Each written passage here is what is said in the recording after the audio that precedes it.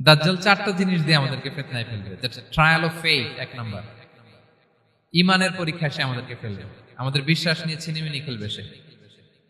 এটার সলিউশন আছে সূরা কাহফ, আমি বলবো আস্তে আস্তে। দুই নম্বরে দাজ্জাল আমাদেরকে ফিতনায় ফেলবে দ্য ট্রায়াল অফ ওয়েলথ, সম্পদ দিয়ে সে আমাদেরকে ফিতনায় ফেলবে। তিন নম্বর দ্য ট্রায়াল অফ নলেজ, জ্ঞান দিয়ে সে আমাদেরকে ফিতনায় ফেলবে।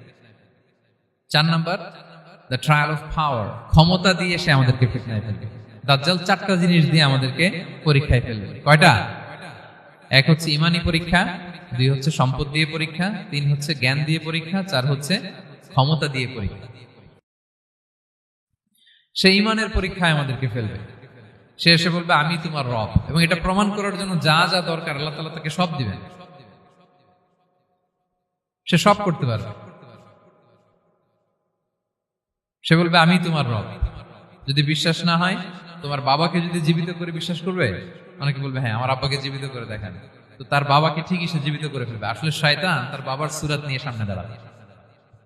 আরে তাই তো, এটাই তো আমার বাবা, এটাই তো আমার দাদা। মানুষ ফিতনায় পড়ে যাবে, ইমানের ফিতনায়। সে ভাববে আসলে এটাই বোধহয় আমার রব, এবং তাকে এত ক্ষমতা দেয়া হবে, তার ডান দিকে থাকবে জান্নাত, বাঁ দিকে জাহান্নাম। তার কাছে আল্লাহ এটা দিবে। যে তার কথা শুনবে তাকে সে জান্নাতে ঢুকাবে, কিন্তু জান্নাতে ঢুকে সে জাহান্নামের শাস্তি ভোগ করবে। এটা তার বাইরের মানুষ বুঝবে না, অ্যাপারেন্টলি এটা জান্নাত। আর যে তাকে মানবে না তাকে সে জাহান্নামে ফেলবে, কিন্তু জাহান্নামে ঢুকলেও সে জান্নাতের নাজ নেয়ামত ভোগ করবে। তাহলে এই যে ইমানের ফিতনায় সে ফেলে দিবে আমাদেরকে। তো ইমান কি করে বাঁচাবো, এটার সলিউশন আমি শোনাবো আপনাদের। দুই নম্বরে সে আমাদেরকে সম্পদ দিয়ে ফিতনায় ফেলবে। যার যা লাগবে সে তাই দিতে পারবে, যা লাগবে।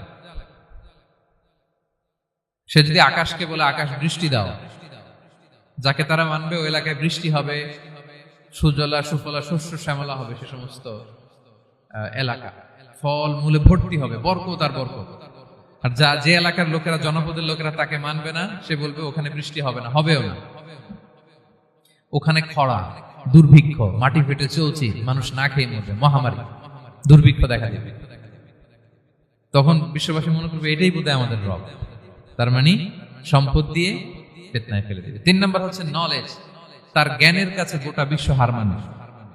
পূর্বের পরের যত জ্ঞান আছে সব আল্লাহ তাকে দিবে।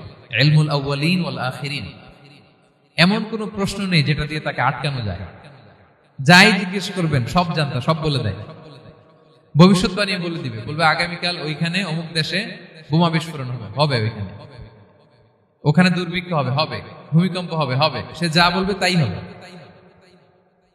তার জ্ঞানের এই বহর দেখে মানুষ ফিতনায় পড়ে যাবে। চার নম্বর হচ্ছে দ্য ট্রায়াল অফ পাওয়ার, ক্ষমতা। তার ক্ষমতার সামনে সবকিছু একেবারে ছিন্ন বিচ্ছিন্ন হয়ে যাবে, এত ক্ষমতা হবে তার। সে যেমনটি বলবে তেমনটি করতে হবে। বাতাসের চেয়ে দ্রুত বেগে সে এক দেশ থেকে আরেক দেশে চলে যাবে। তো তার এই সমস্ত অলৌকিক ক্ষমতা দেখে মানুষ ফিতনায় পড়ে যাবে। এবং এই ফিতনা, এই পরীক্ষার মুহূর্তগুলোতে মানুষ কিভাবে নিজেকে ধরে রাখবে তার সলিউশন আল্লাহ তাআলা সূরা কাহফে দিয়েছেন। এই চারটা ফিতনা থেকে বাঁচার জন্য আল্লাহ সূরা কাহফে চারটা ঘটনা উল্লেখ করেছেন। কয়টা? এক নাম্বার হচ্ছে আসহাবে কাহফ, যুবকদের ঘটনা, 7 জন যুবকদের ঘটনা। ইমান কি করে বাঁচাবেন, সলিউশন ওখানে। সম্পদের ফিতনা থেকে কিভাবে নিজেকে বাঁচাবেন, এজন্য একজন বাগানওয়ালার ঘটনা আল্লাহ সেখানে বলেছেন। জ্ঞানের ফিতনা থেকে কি করে বাঁচবেন, এজন্য আল্লাহ তাআলা মুসা আলাইহিস সালাম এবং খিজির আলাইহিস সালামের ঘটনা সেখানে উল্লেখ করেছেন। আর ক্ষমতার ফিতনা থেকে কি করে বাঁচবেন এটা বোঝানোর জন্য আল্লাহ তাআলা যুলকারনাইনের ঘটনা উল্লেখ করেছেন। চারটা ফিতনা থেকে বাঁচার জন্য কয়টা ঘটনা? চারটা ঘটনা। আমরা তাহলে একটা একটা করে ঘটনা শুনি, আমরা একটু উদ্ধার করার চেষ্টা করি যে কি কি সলিউশন আল্লাহ তাআলা আমাদের বাতলে দিলেন। এক নম্বর হচ্ছে আসহাবে কাহফের ঘটনা। এটা 250 খ্রিস্টাব্দের সময়কালে রোমান সাম্রাজ্যের একজন বাদশা ছিল, নাম দাকিয়ানুস। প্রতাপশালী বাদশা, পৌত্তলিক, মূর্তির পূজা করে। ঈসা আলাইহিস সালাম বিদায় নিয়েছেন 250 বছর হলো। তো সব নবীর ধর্মই কিন্তু ইসলাম, যদিও আমরা নাসারা বলি, ইহুদি বলি, সব নবীদের ধর্মই কি ইসলাম। তো তিনি ছিলেন পৌত্তলিক, মূর্তির পূজা করত। আর তার এলাকায় কেউ যদি ঈসা আলাইহিস সালামের নাম নিত, আখিরাতে বিশ্বাস করত, আল্লাহ বিশ্বাস করত, তাদেরকে তারা পাথর মেরে হত্যা করত। এজন্য ভয়ে কেউ ঈসাই ধর্মে ঈমান আনতো না, মানে ইসলামে ঈমান আনতো না। এই রাজার ভয়ে সবাই মূর্তির পূজা করত। কিন্তু 7 জন যুবক ছিল, তারা স্রোতে গা ভাসিয়ে দেয়নি, স্রোতের বিপরীতে তারা ঈমান নিয়ে দাঁড়িয়েছে। তারা ঈসা আলাইহিস সালামের রেখে যাওয়া সত্য ধর্মের উপর ঈমান এনেছিল, আখিরাতে তারা বিশ্বাস করত। তো এই 7 জন যুবকের কথা ছড়াতে ছড়াতে রাজা দাকিয়ানুসের কাছে চলে যায়। উনি তো রেগে মেগে আগুন, ডেকে পাঠালো 7 জনকে। তো তাদেরকে জিজ্ঞেস করলো, তোমরা কাকে মানো? বলতেছে এক আল্লাহকে মানি। সাহসী, খুবই সাহসী। বলতেছে তুমি কি জানো তোমরা কার সামনে কথা বলতেছো? আমি তো তোমাদেরকে মৃত্যুদণ্ড দিতে পারি। তারা বলে দেন, কিন্তু আমরা সব বিসর্জন দিলেও ঈমান বিসর্জন দিতে পারবো না। সুবহানাল্লাহ। তিনি বললেন, তোমরা যুবক মানুষ, রক্ত গরম, আবেগে কথা বলতেছো, 3 দিন সময় দিলাম, যাও ঈসার নাম ভুলে যাও, আখেরাত ভুলে যাও, আল্লাহর নাম ভুলে যাও। 3 দিন পরে তোমাদেরকে আবার ইন্টারভিউ নেব। ওই দিন যদি একই কথা বলো, পাথর মেরে 7 জনকে দুনিয়া থেকে উড়িয়ে দেবে।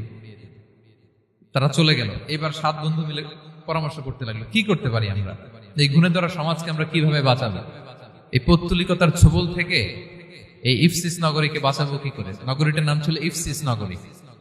বর্তমানে এটা তুরস্কের ইজমির শহরে অবস্থিত। এখনো জায়গাটা প্রত্নতাত্ত্বিকদের ওই ইয়েতে এটা সংরক্ষিত, এখনো টুরিস্টরা যায়। তো তারা বলল, আমরা ঈমান বিসর্জন দিব না, যদি আমরা ওদের কথা মেনে নেই আমরা তো মুশরিক হয়ে গেলাম, চলো আমরা এক কাজ করি, আমরা এলাকা ছেড়ে দিই। এই 7 যুবক আল্লাহর উপর ভরসা করে তারা বাড়ি ঘর আত্মীয় স্বজন সব ছেড়ে দিয়ে, লোকালয় ছেড়ে দূরে একটা পাহাড়ের ভেতরে আশ্রয় নিল। পাহাড়ের ভেতরে একটা গুহা ছিল, এই গুহা কি আরবিতে বলে আল কাহাফ। কি বলে? এই সূরার নাম কি? সূরাতুল কাহাফ। তো তাদের সাথে সাথে একটা কুকুরও যাচ্ছিল। তারা বারবার তাড়িয়ে দেওয়ার চেষ্টা করতেছিল কুকুরটাকে, যাতে না যায়, কিন্তু কুকুর শুধু কান্না করে তাদের সাথে যাওয়ার জন্য, ঘেউ ঘেউ করতেছিল। এই কুকুরটাকেও সাথে নিল। ভালো মানুষদের সাথে থাকলে কি হয় দেখেন, এই কুকুরের কথা, যেহেতু 7 জন ইমানদারের সাথে একটা কুকুর ছিল, এই কুকুরের কথা আল্লাহ সূরাতুল কাহাফে উল্লেখ করে দিয়েছে। ওয়া কালবুহুম বাসিতুন যিরাআইহি বিল ওয়াসিল। তো তারা ভিতরে গেল, যে প্রচন্ড ক্লান্ত, তারা ঘুমিয়ে পড়ল। কি করলো? এই এক ঘুমে আল্লাহ 309 বছর কাটাই দিলেন। কয়শো 9 বছর? 9 বছর। ঘুম, সব ঘুম, প্রচন্ড ঘুম, ঘুম যেন আর কাটে না।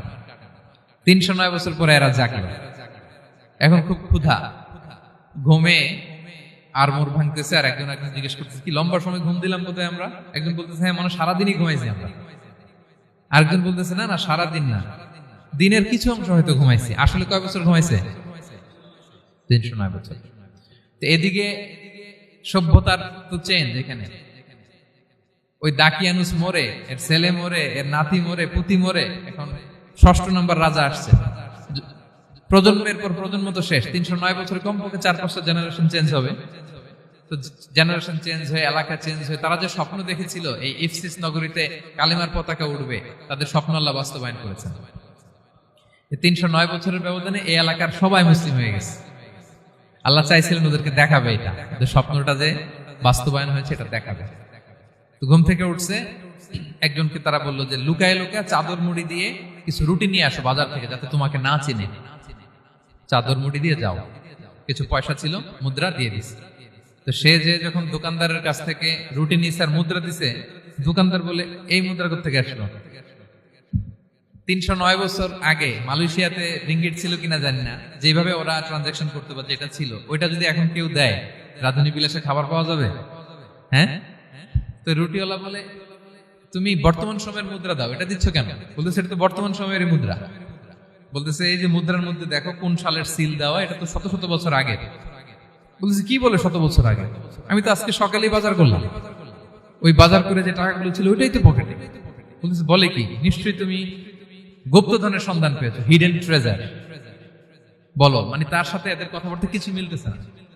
পরে তাকে ধরে ওই সময়কার রাজার কাছে নিয়ে গেছে। ওই রাজা আবার মুসলিম, সবাই মুসলিম তো হয়। সে যা বলে এরাও কেউ বিশ্বাস করে না, এরাও যা বলে এও বিশ্বাস করে না। আর এলাকা, এর বাড়িঘর আসবে কোত্থেকে? এর নাতি পুতি যা আছে 5-6 পুরুষ তো মরে সবাই কবরে। তখন তার কথা শুনে সবাই অবাক। তো এটা মিলানোর জন্য তারা 309 বছর আগের দাকিয়ানুস বাদশার সরকারি যে নথিপত্র, ওই পুরাতন ছিঁড়া নথিপত্র তারা বের করলো। বের করে দেখে ঠিকই দাকিয়ানুস নামে এক বাচ্চা ছিল, আর অনেক শত শত বছর আগে মোস্ট ওয়ান্টেড 7 জন যুবক ছিল যাদের ব্যাপারে এক্সিকিউশনের অর্ডার ছিল। এখন দেখে তারা অবাক। লম্বা ঘটনা আমি শর্ট করে বলতেছি। পরে সবাই মিলে তাকে সহ ওই গুহায় গেল। গুহায় যাওয়ার পরে সে বাকিদেরকে ডাকতে গুহার ভিতরে ঢুকলো। আল্লাহ তাআলা 7 জনকে ওইখানে মৃত্যু দিয়ে দিলেন। চিরকালের জন্য এই 7 জন ঘুমায় পড়লো। আর এলাকাবাসী রাজা সহ এখানে তারা একটা মসজিদ নির্মাণ করলো। This is the story of আসহাবে কাহাফ। তো এলাকাবাসী যদিও মুসলিম হয়েছিল, কিন্তু আখিরাতের ব্যাপারে তাদের একটা সন্দেহ ছিল যে আসলে মানুষ মরার পরে কি আবার জীবিত হবে, মৃত্যুবরণ করার পরে আবার মানুষ জীবিত হবে। তাদের মনের মধ্যে একটা সন্দেহ ছিল যে আসলে মারা গেলে মানুষ আবার উঠতে পারে। তাদের এই সন্দেহ দূর করার জন্য আল্লাহ তাআলা এই 7 জনকে 309 বছর ঘুম পাড়িয়ে আবার জীবিত করলেন। সুবহানাল্লাহ বিহামদিহি। তাহলে ঈমান কিভাবে বাঁচাতে হয় এটার প্রেরণা আমরা এই 7 যুবকের কাছ থেকে পাই। এখানে যেটা আমরা শিখি প্রিয় ভাইরা, 1 নম্বর লেসন হচ্ছে আমাদের গুড কোম্পানি লাগবে, রাইটাস পিপল, মানে আমাদের সার্কেলটা ভালো হইতে হবে। তাদের 7 জনের সার্কেলটা খুব ভালো ছিল, ফলে তারা বিপথে যায় না এবং তারা এমন শক্ত সিদ্ধান্ত নিয়েছে যে আল্লাহ তাআলা সেটাতে বরকত দিয়েছেন, গোটা সমাজকে আল্লাহ তাআলা চেঞ্জ করে দিয়েছেন। এটা হচ্ছে 1 নম্বর লেসন। আপনি ঈমান বাঁচাতে হলে আপনার সার্কেল ভালো লাগবে। খুঁজবেন যে এলাকায় যাবেন ওখানে নামাজি সার্কেল কারা আছে, ওখানে জ্ঞানী গুণী সার্কেল কারা আছে, ওখানে ভালো কাজ করতে চায়, একে অপরকে সহযোগিতা করে, কল্যাণের পথের যাত্রী কারা আছে খুঁজতে হবে আপনাকে। খুঁজে ওই সার্কেলে আপনি যুক্ত হবে, তাইলে ঈমান বাঁচানো যাবে। ক্লিয়ার? 2 নাম্বার হচ্ছে conflict between believers and disbelievers it's universal. সত্য মিথ্যার লড়াই এটা চিরন্তন, আজীবন থাকবে। এটা ওনাদেরও ছিল, এখনো আমাদের লড়াই করে যেতে হচ্ছে, আমাদের ভবিষ্যৎ প্রজন্মও করবে। এই লড়াইটা আমরা করে যেতে চাই। কি বলেন? হ্যাঁ, থামা যাবে না? আমরা থামতে আসি নাই, আমরা এই লড়াইটা করে যাব। আমরা সত্যের কথা বলেই যাব ইনশাআল্লাহ। বলেন। 3 নাম্বার হচ্ছে যে লেসনটা আমরা পাই, অনেকগুলো লেসন, আমি খুব প্রেসাইজলি বলতেছি। যুবকরা চাইলে একটা সমাজকে পাল্টে দিতে পারে। এই পৃথিবীতে যত বড় বড় বিপ্লব হয়েছে এগুলো যুবকরা এনেছে। তারা হচ্ছে সভ্যতা গড়ার কারিগর। আসহাবে কাহাফ আমাদের এই সময়ের নওজওয়ানদের জন্য প্রেরণা। তারা আমাদের জন্য প্রেরণার বাতিঘর। তারা যেমনি ঈমানকে রক্ষা করেছে, আমাদের যুবকরা চাইলেও তাদের ঈমানি চেতনাতে স্পিরিট দিয়ে সমাজটাকে পাল্টে দিতে পারে। কি বলেন? এখানে বেশিরভাগই তো যুবক। হ্যাঁ, গুড সার্কেলে থাকবেন তো আপনারা? সত্যের পক্ষে সবাই থাকবেন তো? আল্লাহ তাআলা কবুল করুন। আচ্ছা, এবার 2 নাম্বার ছিল সম্পদের ফিতনা, কিভাবে বাঁচবেন। আসহাবে কাহাফের পরে সূরা কাহাফে আল্লাহ তাআলা একজন বাগানওয়ালার ঘটনা বলেছে। 2 জন বন্ধু, একজন একটু গরিব, সে বিশ্বাসী, আরেকজন ধনী, সে অবিশ্বাসী। তাকে আল্লাহ তাআলা বিশাল বড় খেজুরের বাগান আর আঙ্গুরের বাগান দিয়েছেন, বিশাল বড়, অনেক বড় বিজনেস ম্যাগনেট। তো এই সম্পদের অহংকার সে করত। সে প্রায় তার গরিব বন্ধুকে বলতো যে তোর চেয়ে আমার সম্পদও বেশি, সন্তানও বেশি, জনবল বেশি, লোকবল বেশি, অর্থবল বেশি, সব বেশি। অহংকারে তার পা মাটিতে পড়তো না। আর সে আখিরাতে অবিশ্বাস করত এবং সে বলতো যে এই সম্পদ আমারে বাঁচাবে, চিরকাল আমাকে স্মরণীয় করে রাখবে, এই সম্পদ কোনোদিন যাবে না।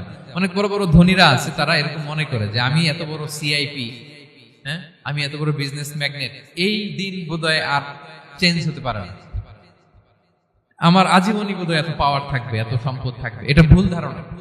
এটা কি ভুল ধারণা? এই যে তুরস্কে দুর্ভিক্ষ হইল না, আপনারা দেখছেন না যে অনেক সম্পদের মালিক বাড়ি ঘর ভেঙে রাস্তার পকেট। এখন ওই যে ডিফিউজিদের জন্য যে খাবার আসছে ওখানে লাইনে দাঁড়াইছে, কারণ এখন লাইনে না দাঁড়ালে খাবারও তো মিলবে না। 1000 কোটি টাকার মালিক ছিল, ভেঙে চুরে সব শেষ। এখন রিলিফের নেওয়ার জন্য দুস্থদের কাতারে ওখানে দাঁড়াইছে, কারণ দাঁড়াইলেই কিছু খাবার পাওয়া যাবে, খিচুড়ি পাওয়া যাবে, তা না হলে তো খাবারটাও মিলবে না। এই যে বঙ্গবাজারে আগুন লাগলো আমাদের বাংলাদেশে, 20টা-25টা দোকান ছিল অনেকের যাদের অন্যান্য বিজনেস আছে তারা হয়তো সার্ভাইভ করতে পারতেছে, কিন্তু এমন অনেক ব্যবসায়ী ছিল সব শেষ, জ্বলে পুড়ে, তার টাকা পয়সা পুঁজি স্বপ্ন সব শেষ। তো ধনীকে গরিব বানাতে আল্লাহর 1 সেকেন্ডও লাগে না। ওই বিশাল প্রাসাদ থেকে টেনে ভাঙ্গা থালা হাতে দিয়ে রাস্তায় নামাইতে আল্লাহর কয় সেকেন্ড লাগে বলেন তো? 1 সেকেন্ডও লাগে না। সো এই লেসনটা কিন্তু আমাদের নিতে হবে। এবং ওই ব্যক্তির নসিবে তাই ঘটেছিল। সে যখন অহংকার করতেছিল, আল্লাহ তাআলা আকাশ থেকে হুসবান একটা আগুন পাঠালো। ওই আগুন এসে তার আঙ্গুরের বাগান, তার খেজুরের বাগান, বিশাল মাইলকে মাইল এই বাগান জ্বালিয়ে পুরো মুহূর্তের মধ্যে সারখার করে, এবং মুহূর্তের মধ্যে সে পথের ভিখারি, ফকির। এই ঘটনাটা এনে আল্লাহ তাআলা সম্পদশালীদেরকে রিমাইন্ডার দিলেন যে এই সম্পদের ফিতনায় তোমরা পড়ে যেও না। আমরা সম্পদশালী হলে বাস্তবতা অনেক সময় ভুলে যাই। সূরাতুল হুমাজাতে আল্লাহ তাআলা বলেন, ইয়াহসাবু আন্না মালাহু আখলাদা। সম্পদশালীরা মনে করে এই সম্পদ আমাকে চিরকাল বাঁচিয়ে রাখবে, চিরকাল বোধহয় এই সম্পদ আমার হাতে থাকবে। না, এটা হাতের ময়লা, আজ আছে কাল নাই, যে কোনো সময় চলে যেতে পারে। এটা হচ্ছে ম্যাটেরিয়ালিস্টিক আউটলুক, বস্তুবাদী চিন্তা থেকে এই আমাদের ধনী ভাইদের এই সমস্যাটা হয়। ভোগবাদী চিন্তার প্রভাব আর কি। সম্পদ যখন হাতে থাকে ধরাকে সরাজ্ঞান করে, মনে করে যে সবই আমার কন্ট্রোলে। না, আপনারে ওই গরিবের কাতারে আনতে, ওই রিলিফের সম্পদ নেয়ার জন্য ওই লাইনে দাঁড় করাইতে আল্লাহর 1 সেকেন্ডও লাগে না। এটা খেয়াল রাখতে হবে। আমরা যখন প্রাইভেট কারে চড়ি, মাঝে মাঝে অনেকে এসে হাত পাতে, এদেরকে ছোট করা যাবে না। গল্পটা আল্লাহ ভিন্ন করতে আল্লাহর 1 সেকেন্ডও লাগে না। ওইদিকে আমি দাঁড়ায় হাত পাততাম আর উনি প্রাইভেট কারে বসে থাকতো। আল্লাহ চাইলে এরকম করতে পারতেন না? পারতেন। তো এখান থেকে আমাদের জন্য শিক্ষা হচ্ছে, সম্পদ এটা ক্ষণস্থায়ী, আজ আছে কাল নাই। এটা ক্ষণস্থায়ী, এটাকে এভারলাস্টিং মনে করা যাবে না। এভারলাস্টিং হচ্ছে আখিরাত। ওয়ালাল আখিরাতু খায়রুল লাকা মিনাল উলা। আখিরাত তোমার জন্য দুনিয়ার চেয়ে শ্রেষ্ঠ। এবং আল্লাহ তাআলা দৃষ্টান্ত একটা দিয়েছেন যে দুনিয়ার জীবনটা হচ্ছে কামা, ওই পানির মতো যেটা আনজালনাহু মিনাস সামা, আকাশ থেকে নাজিল করেছি। ওই পানি ক্ষেতের মধ্যে পড়ে ফসল, ফুল ফসল হয়েছে। এরপরে যখন ফসল কাটা হয়, ওই ক্ষেত খামার এগুলো তৃণলতা হয়ে যায়, ভুসির মতো হয়ে যায়। তখন বাতাসের ঝাপটায় একবার এদিকে যায়, একবার ওদিকে যায়। অনেক লম্বা উপমা, আমি সংক্ষেপে বললাম। তো শেষ আউটপুটটা হচ্ছে এটা, সম্পদ এটা মুহূর্তেই চলে যেতে পারে। সম্পদ উপার্জন জায়েজ আছে, মুসলিমরা সম্পদ উপার্জন করতে পারবে, কোনো অসুবিধা নাই। আপনি যদি ধনী হন এটা ভালো, ফলে আপনি যাকাত দিতে পারবেন, অসহায় দুস্থদের সহায়তা করতে পারবেন, কন্ট্রিবিউট করতে পারবেন। আপনি সম্পদ হাতের মুঠোয় নেবেন, কন্ট্রোল করবেন, কিন্তু এই দিকে স্থান দিবেন না। দ্যাটস ইট, তাহলেই হবে। আমরা সম্পদ কি করতে পারবো? উপার্জন করতে পারবো, কিন্তু হৃদয়ে স্থান দিতে পারবো না। হৃদয়ে স্থান থাকবে আখিরাতে। এই মাইন্ডসেট যদি আপনি গড়ে তোলেন, তাহলে সম্পদের ফিতনা আপনি কখনো পড়বেন না। এই পয়েন্টটা কি ক্লিয়ার সবার? ক্লিয়ার। 3 নাম্বার ফিতনা ছিল কিসের ফিতনা দেখি কে বলতে পারে? প্রথমটা হচ্ছে বিশ্বাস বা ঈমানের ফিতনা, 2 নাম্বার হচ্ছে সম্পদের ফিতনা, 3 নাম্বার জ্ঞানের ফিতনা। জ্ঞানেরও কিন্তু ইলমেরও একটা গরম আছে। যার ইলম আছে তার মধ্যে এই সমস্যাটা কাজ করে।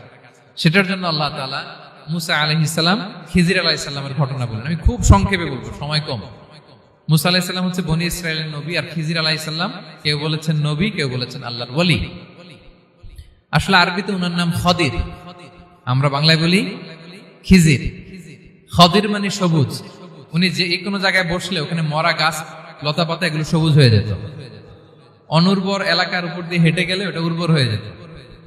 তো মুসা আলাইহিস সালাম একবার ওয়াজ করতেছেন এইভাবে বনি ইসরাইলের সামনে, খুতবা দিচ্ছেন। হঠাৎ এক লোক দাঁড়ায় বলে, ইয়া নবী আল্লাহ, মান আ'লামু ফিল আরদ, বর্তমান পৃথিবীতে সবচেয়ে জ্ঞানী কে? মুসা আলাইহিস সালাম বলেন, ফাকালা আনা, আমি। কি বললেন? উনি আসলে ভুল কিছু বলেন নাই, কারণ প্রত্যেক জামানার নবীকেই আল্লাহ তাআলা সবচেয়ে বেশি জ্ঞান দিয়ে পাঠান, কারণ তার কাছে ওহীর জ্ঞান আসে, অদৃশ্যের খবর আসে, ইলমুল গায়ব আসে। কিন্তু এই উত্তরটা আল্লাহ তাআলার পছন্দ হয়নি। আল্লাহ তাআলা চাচ্ছিলেন মুসা যদি বলতো আল্লাহ তাআলাই জানে কি জ্ঞানী বা আল্লাহই সবচেয়ে জ্ঞানী, এরকম হলে ভালো হতো। কিন্তু মুসা আলাইহিস সালাম কি বলছে? আমি। এখন প্রশ্ন করলো সবচেয়ে বড় জ্ঞানী কে? উনি কি বললেন? আমি। এই যে আমি এটাতে ঝামেলা আছে।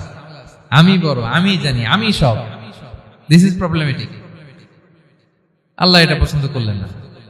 আল্লাহ তাআলা মুসা আলাইহিস সালামকে বললেন, মুসা তুমি যে বলছো তুমি জ্ঞানী, না তুমি জ্ঞানী না, তোমার চেয়ে বড় জ্ঞানী আছে। মুসা আলাইহিস সালাম বলে, তাই নাকি? আমার চেয়ে বড় জ্ঞানী কে?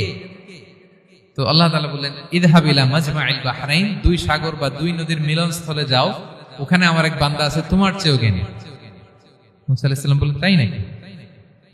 তো আল্লাহ, আমি কিভাবে চিনব উনি কোথায় থাকে, কিভাবে বুঝবো? আল্লাহ বললেন, একটা বড় মাছ নাও, এটাকে ফ্রাই করো, এটাকে ফ্রাই করে একটা ঝুড়ির ভেতরে নাও, যেখানে এই মাছটা সাগরে ঢুকে যাবে ওখানে আমার বান্দাকে পাবে। তো উনি ওনার সহযোগী ইউশা ইবনে নুনকে নিয়ে হাঁটতে লাগলেন। হাঁটতে হাঁটতে এক জায়গায় ক্লান্ত হয়ে পাথরের পাশে বিশ্রাম নিলেন। ওই পাথর থেকে আবার এক ধরনের পানি বের হয়, এই পানিটারে বলে আবে হায়াতের পানি, মা উল হায়াত, জীবন নদীর পানি।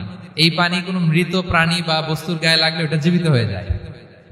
তো ওনারা পাথরে হেলান দিয়ে বিশ্রাম নিচ্ছিলেন, ওই পানি ওই ফ্রাই করা মাছের গায়ে লাগার সাথে সাথে মাছ জীবিত হয়ে ঝুড়ি থেকে বের হয়ে সাগরে ঢুকে গেছে। ওনারা আর খেয়াল করেন না। এরপর আবার হাঁটতে লাগলেন, হাঁটতে হাঁটতে যখন ক্লান্ত শ্রান্ত তখন বলে, এই ইউসা, আমাদের ওই মাছ ফ্রাই মাছটা দাও, এখন খাই। ঝুড়ি খুলে দেখে মাছ নাই, মাছ গেল কোথায়?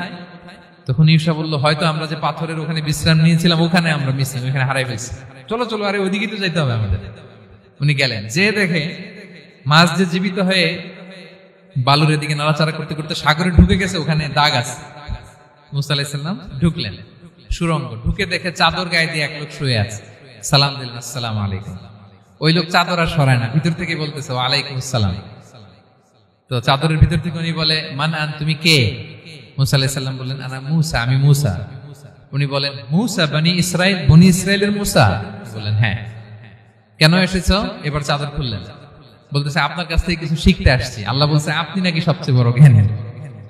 আমি ভুল করে বলে ফেলছিলাম আমি, আল্লাহ বলছেন যে আপনি নাকি জ্ঞানী। বলতেছে না, তুমি আমার জ্ঞান নিতে পারবে না, ওই ধৈর্য শক্তি তোমার নাই। মুসা আলাইহিস সালাম বললেন যে আপনি যে কোনো শর্তে আমাকে একটু রাখেন কয়েকদিন, আপনার সাথে আমি রাজি। বললেন না, তুমি পারবে না। মুসা আলাইহিস সালাম জোর করতে লাগলেন, অবশেষে খিদির আলাইহিস সালাম রাজি হলেন। বললেন, শর্ত হচ্ছে আমি যাই করি আর না করি আমাকে কোনো প্রশ্ন করা যাবে না। মুসা আলাইহিস সালাম বললেন, ওকে। সফর শুরু হলো। সামনে নদী, এক লোক তাদের নৌকা দিয়ে নদী পার করাই দিল। নদী পারাপারের পর খিজির আলাইহিস সালাম লাঠি দিয়ে নৌকার তলাটা ছিদ্র করে দিলেন। মুসা আলাইহিস সালাম বললেন, ইন্না লিল্লাহি, এটা আপনি কি করলেন? ওরা আমাদেরকে নদী পার করে দিল, আর যে ভাড়াটা আসছিল এটাও নিল না, আমাদেরকে সম্মান দেখালো, আপনি নৌকা ছিদ্র করে দিলেন। খিজির আলাইহিস সালাম বলছে, এই যে আমি বলছিলাম না তুমি ধৈর্য ধারণ করতে পারবে না, যাও তোমার রাস্তায় তুমি, আমার রাস্তায় নেই। মুসা আলাইহিস সালাম আবার ক্ষমা চাচ্ছেন যে আপনি আমার ক্ষমা করেন, আমি তো ভুলে গেছি, আর প্রশ্ন করবেন না। চলতে লাগলেন। হঠাৎ বাচ্চারা খেলতেছে, এক বাচ্চাকে ধরে হত্যা করলেন খিজির আলাইহিস সালাম। এবার তো মুসা আলাইহিস সালাম রেগে গেছে, আপনি করলেনটা কি? নিষ্পাপ ফুলের মতো শিশুকে হত্যা করলেন।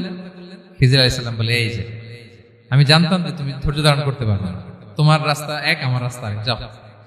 এবার মুসা আলাইহিস সালাম করজোর করতেছে যে this is the last chance, একটা ফাইনাল চান্স দেন, একটা সুযোগ দেন, আর আমি প্রশ্ন করব না, এটাই লাস্ট। বললেন, ওকে ঠিক আছে। হাঁটতে হাঁটতে এক ইহুদি বসতির সামনে যে হাজির, দুজনেই খুব ক্ষুধার্ত, খাবার চাইলো, এরা আবার কৃপণ, খাবার দিল না। তো খিজির আলাইহিস সালাম বললেন, ঠিক আছে, খাবার যেটা দিচ্ছেন আমরা চলে যাই। যাওয়ার পথে দেখতেছে এই এলাকার একটা দেয়াল ভেঙে পড়ে যাবে। তিনি বললেন, মুসা চলো এটা ঠিক করে দেই। দুইজন মিলে প্রচন্ড ক্ষুধায় এটা সেটা এনে দেয়ালটা তৈরি করতেছে। মুসা আলাইহিস সালাম তো এমনি রাগী, পেটে আবার ক্ষুধা, আবার বলছে কিছু বলাও যাবে না। তিনি এবার আর প্রশ্ন করেন, বলতেছে ওরা এত কিপটামি করলো আর আপনি এটা করে দিলেন, আপনি তো চাইলে এটা টাকা নিতে পারতেন, পারিশ্রমিক নিতে পারতেন চাইলে। এই কথা বলার পর খিজির আলাইহিস সালাম বললেন, হাদা ফিরাকু বাইনি ওয়া বাইনি, এখানেই তোমার আর আমার সেপারেশন, আর সামনে আগানো যাবে না, তোমার কোনো ধৈর্যই নেই। তো এতটুকু তোমাকে আমি বলি যে আমি একটাও আল্লাহর আদেশ ছাড়া করি নাই, আল্লাহর আদেশে আমি করেছি। কি? এক নম্বর হচ্ছে ওই যে আমাদের ভাড়া নিতে চাইলো না, আমাদেরকে পার করে দিল, নৌকাটা ছিদ্র করেছি কারণ এই এলাকায় একজন জালিম বাদশা আছে, সে নৌকা পেলেই গরিব মাঝিদের নৌকা সিজ করে নিয়ে যায়। তো এটাকে যখন তলায় ছিদ্র করে দিছি, রাজার লোকেরা এসে দেখবে যে এটা তলা ছিদ্র, পানি ঢুকতেছে, এটা নিবে না, ওরা পরে সামনে এটা রিপেয়ার করে চালাইতে পারবে। মুসা আলাইহিস সালাম বলে, সুবহানাল্লাহ, তাই তো, এটা তো আমি বুঝতে পারি নাই। আর ওই ছোট শিশুটাকে হত্যা করছি, ও অনেক বড় জালিম হবে এলাকা, তার ফিতনায় এলাকাবাসী তটস্থ থাকবে, সে তার মা বাবাকেও জাহান্নামে নেবে। এজন্য আল্লাহ তাআলা আদেশ দিয়েছেন আমাকে, আল্লাহর আদেশে আমি তাকে হত্যা করেছি। মুসা আলাইহিস সালাম বললেন, তাই তো, এটা তো অনেক ভালো কাজ করছেন। তাইলে তো বলতেছে, তাহলে ওইটা বলেন, খাবারও দিল না, এত কৃপণ, এদের দেয়াল কেন ঠিক করতে গেলেন আপনি? তখন তিনি বললেন যে আসলে এটা একটা ইয়াতিমদের ঘর ছিল, দুইটা ইয়াতিম শিশু, তাদের বাবা মা খুব ভালো ছিল, আর এই দেয়ালের নিচে আছে গুপ্তধন, এই দেয়ালটা পড়ে যাবে, এই গুপ্তধন তারা ছোট মানুষ নিতে পারবে না, এলাকাবাসী তাদেরকে বঞ্চিত করে নিয়ে যাবে। আমি দেয়াল গড়ে দিলাম যাতে করে তারা যখন প্রাপ্তবয়স্ক হয় নিজেদের সম্পদ নিজেরা বুঝে নিতে পারে। সুবহানাল্লাহ বিহামদিহি। মুসা আলাইহিস সালাম বলে, তাই তো, এগুলো তো আমি বুঝতে পারি নাই। তো এই ছিল খুব সংক্ষিপ্ত পরিসরে মুসা আলাইহিস সালাম খিজির আলাইহিস সালামের ঘটনা। তো রাসূল সাল্লাল্লাহু আলাইহি ওয়াসাল্লাম বুখারীতে একটা চমৎকার কথা বলেছেন। তিনি বলেছিলেন, ওয়াদিদনা আন্না মুসা সাবার হাত্তা ইউকাসসা আলাইনা মিন আমরিহিমা। রাসূল সাল্লাল্লাহু আলাইহি ওয়াসাল্লাম বলেছিলেন, ইস, আমার ভাই মুসা যদি আরেকটু ধৈর্য ধরতো তাহলে আরো কিছু অজানা তথ্য আমরা জানতে পারতাম। এখান থেকে, এই ঘটনা থেকে আমরা কি শিখলাম? প্রথম যেটা আমরা শিখলাম, জ্ঞান নিয়ে বড়াই করতে নেই, ঠিক কিনা? জানার কোনো শেষ নেই। জাননেওয়ালার উপরও জাননেওয়ালা আছে, জ্ঞানীর উপরও জ্ঞানী আছে। আপনি কিছু জেনেই মনে করবেন না আমি সব জানি। আপনার চাইতেও বেশি জ্ঞানী অনেকে আছে। অনেক সময় বক্তার চাইতেও শ্রোতারা অনেক জ্ঞানী। হয়তো এখানে এমন অনেক জ্ঞানী লোক আছে যার ধারে কাছেও আমরা কেউ নেই, হতে পারে। সো আমি সব জানি, এটা ভুল, এটা শয়তান বলে। এটা কে বলে? শয়তান বলে। আবু নাওয়াস একটা কবিতা লিখেছেন, ওয়াকুল লিমান ইয়াদঈ ফিল ইলমি ফালসাফাতান হাবাসতা শাইআন ওয়া গাবাত আনকা আশিয়াউ। কেউ যদি বলে আমি সব জানি, তুমি তাকে বৃদ্ধাঙ্গুলি দেখিয়ে বলো আপনি কিছুই জানেন না, আপনি অল্প কিছু জেনেছেন, জানার এখনো অনেক বাকি। তাহলে মুসা আলাইহিস সালামের এই ঘটনা জিজ্ঞেস করা হলো, কে জ্ঞানী? উনি বললেন, আমি জ্ঞানী। এরকম কি আমরা কখনো বলবো? না। সবচাইতে বড় জ্ঞানী কে? ওয়া ফাওকা কুল্লি যী ইলমিন আলিম। সবচাইতে বড় জ্ঞানী আল্লাহ তাআলা। সো জ্ঞান নিয়ে আমরা অহংকার করব না। 2 নাম্বার যে শিক্ষাটা আমরা পাই, ওই যে নৌকা দিয়ে পারাপার হচ্ছিল, তখন একটা চড়ুই পাখি এসে সাগরের মধ্যে মুখ দিয়েছিল। তো খিজির আলাইহিস সালাম বললেন, মুসা, তুমি কি চড়ুই পাখিটা দেখতে পাচ্ছ? হ্যাঁ, দেখতে পাচ্ছি। চড়ুই পাখিটা যে সাগরে মুখ দিলে দেখতে পাচ্ছ? হ্যাঁ, দেখতে পাচ্ছি। তখন খিজির আলাইহিস সালাম বললেন, চড়ুই পাখিটা সাগরে মুখ দিয়ে পানি খাওয়ার পরে চড়ুই পাখির ঠোঁটে বা চঞ্চুতে যতটুকু পানি লেগে আছে, এই পানিটা হচ্ছে তোমার, আমার এবং মহাবিশ্বের আমাদের সকলের জ্ঞান। আর এই মহাসাগরের সকল পানি হচ্ছে আল্লাহ তাআলার জ্ঞান। আল্লাহ তাআলা বলেছেন, ওমা উতিতু মিনাল ইলমি ইল্লা কালিলা। আমি তোমাদেরকে একেবারে অল্প জ্ঞান দিয়েছি, একেবারে অল্প। এই রহস্যে ঘেরা এই মহাবিশ্বের অনেক কিছুই আমাদের অজানা। প্রিয় ভাইরা, আমরা অনেক কিছু জানি না। আমাদের এই লিমিটেড নলেজ এগুলো ধরে না, তারপর আমরা জ্ঞানের বড়াই করি।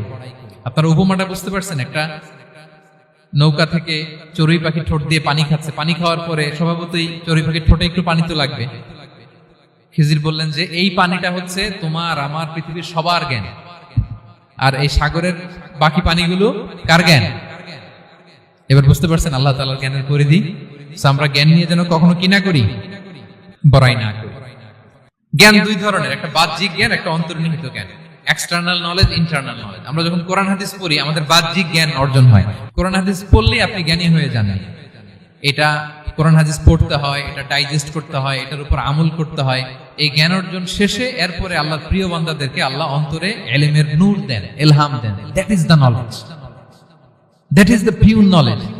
আপনি হাফেজে কোরআন হয়ে ভাবেন না আপনি সব জানেন, আপনি বুখারী মুখস্থ করে ভাবেন না সব জানেন। এই সব জ্ঞান অর্জন করার পরে ইলমের নূর হাসিল হয়, সেটা আল্লাহ সবারে দেয় না। সো এই অন্তর্নিহিত জ্ঞান, দূরদৃষ্টি, farsightedness, that is the pure knowledge. এটার জন্য বছরের পর বছর, যুগের পর যুগ সাধনা করতে হয়। সেটার জন্য এই জ্ঞান অর্জনের জন্য 3টা জিনিস করতে হয় ইলমের নূর অর্জনের জন্য। কয়টা? 1 হচ্ছে বিনয়, 2 হচ্ছে সফর, 3 হচ্ছে সবর। আবার বলি, 1 হচ্ছে বিনয়, 2 হচ্ছে সফর, 3 হচ্ছে সবর। আল্লাহ তাআলা আল্লাহর নবীকে তাওরাত দেওয়ার পরেও আরো ট্রেনিং সেশন করাইছেন খিজির আলাইহিস সালামের কাছে। যাও, ওনার কাছে গেলে তুমি ছোট হবা, নত হবা। জ্ঞান যদি আমি নিতে চাই আমাকে ছোট হইতে হবে। ধরেন একটা গ্লাস থেকে একটা খালি গ্লাসে পানি ঢালবো, তো যেটাতে নেওয়া হবে এটা উপরে থাকলে হবে? যেই গ্লাসটার মধ্যে পানি আছে এটা উপরে থাকবে, ওইটা ব্ল্যাঙ্ক গ্লাসের মধ্যে পড়বে। আপনি নলেজ, ইলম নিতে চাইলে আপনাকে নিচে থাকতে হবে, উনি উপরে থাকবে। আপনার শায়েখ আপনাকে দিবে, আপনার উস্তাদ আপনাকে দিবে, আপনার মুর্শিদ আপনাকে দিবে। বুঝতে পেরেছেন? তাহলে আমাদেরকে হাম্বলনেস লাগবে। শিখতে হইলে হাম্বল হইতে হয়, বিনয়ী হইতে হয়। আচ্ছা, 2 নাম্বার সফর করতে হয়। এটা আল্লাহ মুসা আলাইহিস সালামকে দিয়ে করাইছেন, যাও পিছে পিছে উস্তাদের পিছে পিছে ঘুরো। তো এজন্য সফর করতে হয়। এখন ঘরে বসে অনেক কিছু জানা গেল, উস্তাদের সান্নিধ্য লাগে, সফর করতে হয়। আমাদের ক্লাসিক আলেমরা হাদিস কালেকশনের জন্য শহরকে শহর সফর করতেন। এখনো আমাদের আলেমরা দেওবন্দে যায়, মিশরে যায়, মদিনায় যায়। এখানকার মালয়েশিয়ান স্টুডেন্টরা দেশে বিদেশে যে নলেজ অর্জন করে। সফর আপনাকে লাগবে। তাহলে বিনয়, সফর, 3 নম্বরে কি? সবর। ধৈর্যশীল হইতে হবে। দেখেন মুসা আলাইহিস সালাম বারবার প্রশ্ন করে ফেলতেছেন, বারবার ওয়াদা ভঙ্গ করতেছেন। এরকম করলে হবে না। ধৈর্য লাগবে। ধৈর্যের বলে বলিয়ান হলে তখনই আপনার মধ্যে ইলম আসবে। তাহলে জ্ঞানের ফিতনায় পড়ার আর আমাদের কোনো সম্ভাবনা আছে? আমরা বিনয়ী হব, আমরা জ্ঞান আল্লাহর দিকে ফিরাই দেব, আমরা বলবো উনি সবচেয়ে ভালো জানেন। পারা যাবে তো ইনশাআল্লাহ? আচ্ছা, আমি একেবারে শেষ পর্যায়ে চলে আসছি, 2 মিনিটের মধ্যে শেষ করে দিচ্ছি। 3 নাম্বার ছিল কিসের ফিতনা? 4 নাম্বার ক্ষমতার ফিতনা। এই ফিতনা থেকে বাঁচার জন্য সর্বশেষ আল্লাহ তাআলা যুলকারনাইনের ঘটনা বলেছেন। অনেক বড় বাদশা ছিলেন, পৃথিবীতে 4 জন বাদশা গোটা বিশ্ব শাসন করেছেন, 2 জন কাফির, 2 জন মুমিন। কাফির একজন হচ্ছে নমরুদ, যিনি ইব্রাহিম আলাইহিস সালামকে আগুনে ফেলেছিলেন। আরেকজন হচ্ছে বখতে নাসার, যাকে ইংরেজিতে বলে নেবুচারনেজার দ্য সেকেন্ড, দ্বিতীয় নেবুচারনেজার। তারা কোনো নির্দিষ্ট এরিয়ার বাউন্ডারির বাদশা না, গোটা বিশ্বের বাদশা ছিলেন এই 2 জন কাফির। আর 2 জন বাদশা ছিলেন গোটা বিশ্বকে শাসন করেছেন, তারা ছিলেন মুমিন। একজন হচ্ছে সুলাইমান আলাইহিস সালাম, আল্লাহর নবী। আরেকজন হচ্ছে যুলকারনাইন, গোটা বিশ্ব শাসন করেছেন, প্রাচ্য থেকে পাশ্চাত্য সব জায়গায় তিনি গিয়েছেন, ইসলামের বাণী প্রচার করেছেন, জালিমদেরকে শায়েস্তা করেছেন। তো এরকম দিক বিদিক তিনি জয় করতেছিলেন। অনেকে যুলকারনাইনকে আলেকজান্ডার দ্য গ্রেটের সাথে গুলিয়ে ফেলে না। ম্যাসিডোনিয়াতে যে আলেকজান্ডার দ্য গ্রেট ছিল, উনি আর যুলকারনাইন এক নন। যুলকারনাইন হচ্ছে আল্লাহ তাআলার প্রিয় একজন বান্দা, অনেক বড় সাহসী বীর পুরুষ ছিলেন, গোটা বিশ্বে ইসলাম প্রচার করেছেন। করতে করতে করতে করতে অনেক বড় ঘটনা, আমি সব শেষের ঘটনাটা বলি। উনি জর্জিয়া, বর্তমান যে জর্জিয়ার তিবলিসি এরিয়া, এখানে এসে একটা এলাকার সন্ধান পেলেন, যারা ওনাকে এসে বলল যে এখানে একটা জঙ্গলি গ্রুপ আছে যাদের নাম ইয়াজুজ মাজুজ, তারা এসে আমাদের উপর হামলা করে। হে যুলকারনাইন, আমরা আপনাকে ট্যাক্স কালেক্ট করে দিচ্ছি, আপনি তাদের মাঝে আর আমাদের মাঝে একটা প্রাচীর তৈরি করে দেন। আপনারা ইয়াজুজ মাজুজের নাম শুনেছেন না? ইংরেজিতে বলে গগ ম্যাগগ। নূহ আলাইহিস সালামের 4 সন্তান ছিল, হাম, সাম, ইয়াফাস, কানাআন। এই ইয়াফাসের বংশধর হচ্ছে ইয়াজুজ মাজুজ, জঙ্গলি, হাজার হাজার শুধু বংশ বিস্তার করে। তারা এসে লোকালয়ে মানুষের উপর আক্রমণ করে, তাদের গবাদি পশু এগুলো ছিনিয়ে নেয়, ফলমূল খেয়ে ফেলে। তো যুলকারনাইন বাদশার কাছে যখন বিচার দেওয়া হলো, উনি বললেন ঠিক আছে, তোমাদের ট্যাক্স দেয়া লাগবে না, তোমরা শারীরিক পরিশ্রম করে আমাকে সাহায্য করো। তো উনি বর্তমানে হচ্ছে এক পাশে কৃষ্ণ সাগর, ব্ল্যাক সি, আরেকদিকে কাস্পিয়ান হ্রদ বা কাস্পিয়ান সাগর, এর মাঝখানে 1200 কিলোমিটার লম্বা মাউন্টেন রেঞ্জ, পাহাড়ি এরিয়া। আপনারা গুগলে দেখবেন। এইখানে 2 পাহাড়ের মাঝখানে ফাঁকা জায়গায় তিনি বড় বড় লোহার পাত প্রথিত করলেন, গেড়ে দিলেন। এরপরে তামা, সীসা গালিয়ে বিশাল একটা ওয়াল তৈরি করলেন। এটা যুলকারনাইন উনার বানানো ওয়াল বা ড্যাম, প্রাচীর। এখন আর ইয়াজুজ মাজুজ আসতে পারে না, ওরা আর আসতে পারে না। ওরা প্রতিদিন এটা ভাঙার চেষ্টা করে, কিন্তু ভাঙতে ভাঙতে আরেকটু ভাঙলেই ভেঙে যাবে। ওরা বলে আগামীকাল ভেঙে ফেলবে, ইনশাল্লাহ বলতে ভুলে যায়। এজন্য এরপরের দিন এসে দেখে আবার এটা আগের মতো হয়ে আসছে। কিয়ামতের আগ দিয়ে ওদের মধ্যে এই ইনশাআল্লাহর প্রেরণা আসবে। তাদের একজন বলে উঠবে, আগামীকাল ইনশাআল্লাহ আমরা এটা ভেঙে খান খান করে দেব, ঠিকই ভেঙে ফেলবে। তখন তারা ভেঙে চুরে কুটি কুটি ইয়াজুজ মাজুজের দল এসে হামলে পড়বে। সামনে পড়বে তাবারিয়া সাগর, এক দল এসে তাবারিয়া সাগর এমন ভাবে খাবে, এই দল যাওয়ার পরে আরেক দল এসে এখানে যে সাগরে যে পানি ছিল এটা কল্পনাই করতে পারবে না। তারা পৃথিবীতে ফিতনা ফাসাদ করবে। ঈসা আলাইহিস সালাম তখন আসবেন, দোয়া করবে আল্লাহ তাআলার কাছে মুমিনরা, একটা মহামারী দিবে আল্লাহ তাআলা ইয়াজুজ মাজুজের মধ্যে, ওরা মরে যাবে সব। এরপর বিশাল এক পাখি এসে তাদেরকে আল্লাহর মর্জি মাফিক এমন এক জায়গায় ফেলে আসবে, কেউ জানবে না। তো তারা যে পচে গলে মাটির সাথে মিশেছিল, এই গলিত লাশ থেকে মাটি খুব উর্বর হয়ে যাবে। এরপর আল্লাহ তাআলা পৃথিবীর মধ্যে বারাকা দিবেন, কিছু রোপণ করলে তাড়াতাড়ি ফুলে ফেপে বড় বড় ফলমূল হচ্ছে। তো এটা কিয়ামতের আলামতের অন্য কোনো আলোচনায় হয়তো আমরা বলবো। তো যুলকারনাইন তিনি বিশাল এখানে প্রাচীর তৈরি করে দিয়েছিলেন, এবং প্রাচীর তৈরি করে দিয়ে তাদেরকে বলেছিলেন যে যতদিন আল্লাহ তাআলা চাইবেন এটা থাকবে, এবং যেদিন আল্লাহ তাআলার আদেশ আসবে এটা ভেঙে খান খান হয়ে যাবে। তার মানে দেখেন, এত পাওয়ারফুল, এত শক্তিশালী, এত ক্ষমতাধর হওয়ার পরেও তিনি তার ক্ষমতাকে কার দিকে ফিরিয়ে দিয়েছেন? যে আল্লাহ যতদিন চাইবে এই প্রাচীর টিকে থাকবে, যেদিনই আল্লাহ তাআলার আদেশ আসবে এই প্রাচীর ভেঙে খান খান হয়ে যাবে। সো আমরা ক্ষমতার দেখা পেলে, চেয়ার একটা পেলে, আমরা যেন জালিম হয়ে না উঠি, এটা হচ্ছে এখান থেকে শিক্ষা। আমরা যেন জুলুম না করি।